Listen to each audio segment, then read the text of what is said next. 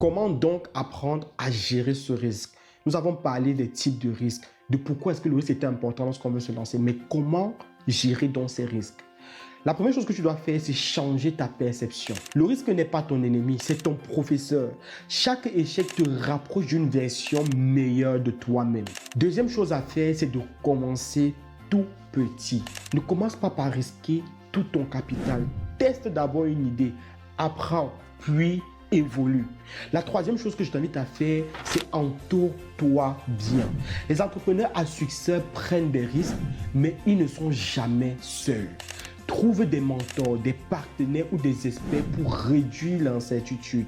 La quatrième chose enfin que je te recommande pour mieux gérer tes risques, c'est visualiser le pire scénario.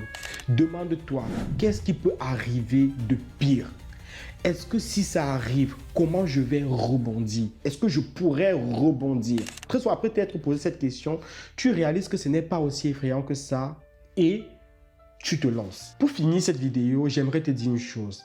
Entreprendre, c'est comme marcher sur une corde raide.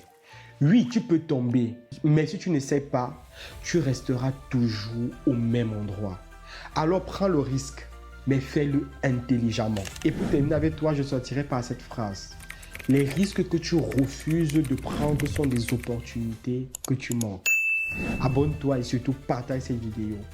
Rappelle-toi toujours d'une chose. Tu es le maître de ton destin et écris ton histoire maintenant. Abonne-toi.